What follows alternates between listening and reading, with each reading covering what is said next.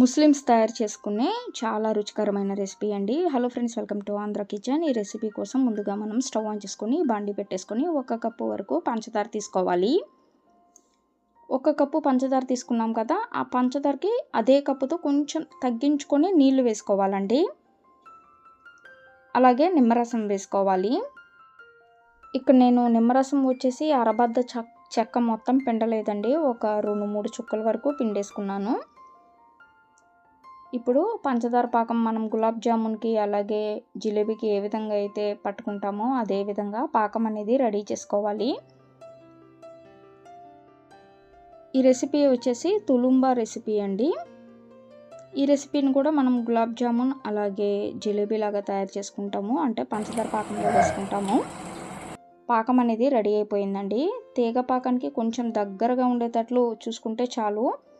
అంటే గులాబ్ జామున్ పాకంలాగా రెడీ చేసుకొని ఒక గిన్నెలోకి తీసుకొని పక్కన పెట్టేసుకోండి. ఇప్పుడు స్టవ్ ఆన్ చేసుకొని వేరొక ప్యాన్ పెట్టుకొని 1 కప్పు వరకు నీళ్లు వేసుకోవాలి.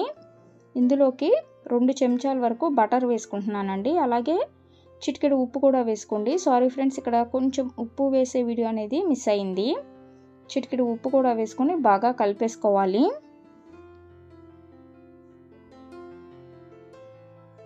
నీళ్ళల్లో బటర్ మొత్తం కరిగిన తర్వాత ఈ విధంగా మనకి నీళ్ళు కొంచెం మరుగుతూ ఉంటాయి కదా, ఇప్పుడు మనం ఇందులోకి 1 కప్పు వరకు మైదా పిండి వేసుకోవాలి. ఏ కప్పుతో అయితే మీరు నీళ్లు తీసుకుంటారో అదే కప్పుతో మైదా పిండి సమానంగా వేసుకోండి. పిండి మొత్తం నీళ్ళల్లో బాగా కలుపుకోవాలి. ఈ విధంగా ప్యాన్ నుంచి పిండి సపరేట్ అయ్యేటప్పుడు ఇక స్టవ్ ఆఫ్ చేసుకొని వేరే గిన్నెలోకి తీసుకోండి. పిండి కొంచెం చల్లారిన తర్వాత 1 స్పూన్ వరకు కార్న్ఫ్లోర్ వేసుకోండి. మొక్కజొన్న పిండి అలాగే ఉప్మా రవ్వ, బొంబాయి రవ్వ, సూజీ అంటాం కదా, ఈ రవ్వ కూడా వేసుకోవాలి. ఈ మొత్తాన్ని మళ్ళీ కలుపుకోవటానికి 2 కోడిగుడ్లు పడతాయండి. ముందు నేను 1 కోడిగుడ్డుని పగలగొట్టుకొని వేసుకున్నాను. అలాగే కొంచెం వంట సోడా కానీ ఈనో కానీ వేసుకోండి. ఈ విధంగా కలిపేసుకున్న తర్వాత ఇక్కడ నేను 2వ కోడిగుడ్డును కూడా పగలగొట్టుకొని వేసుకుంటున్నాను. పావు చెంచా వరకు వెనిలా ఎసెన్స్ కూడా వేసుకొని బాగా కలిపేసుకోండి. చేత్తో అయితే చేత్తో, మిక్సీ పట్టేసుకునే పని అయితే మిక్సీ పట్టేసుకోండి, బ్లెండర్లో అయితే బ్లెండర్ సహాయంతో ఈ విధంగా బాగా కలిపేసుకోండి. ఇలా ఉండలు లేకుండా కలుపుకున్న ఈ పిండిని మనం పక్కన పెట్టేసుకుందాము.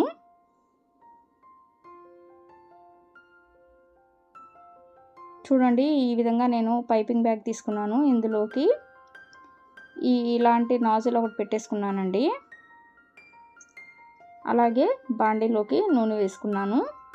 పిండి మొత్తాన్ని పైపింగ్ బ్యాగ్లోకి తీసుకొని ఈ విధంగా ప్రెస్ చేసుకుంటూ ఉంటే మనకి తులుంబా రెసిపీ అనేది మంచి షేప్లో వస్తుంది. చక్కగా వేగిన తర్వాత పంచదార పాకంలో వేసుకోవాలి. చాలా రుచిగా ఉంటాయండి.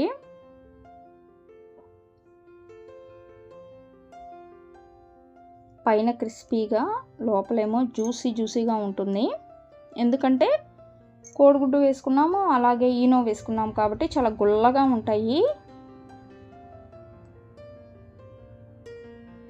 ఇప్పుడు పాకంలో వేసుకుందాము. మరి మీ అందరికీ ముస్లిం స్టైల్లో తయారు చేసుకునే ఈ తులుంబా రెసిపీ వీడియో కనుక నచ్చినట్లయితే ఈ వీడియోని లైక్ చేయండి, షేర్ చేయండి. మరిన్ని వీడియోస్ కోసం మా ఛానల్ని సబ్స్క్రైబ్ చేయండి. Thank you for watching.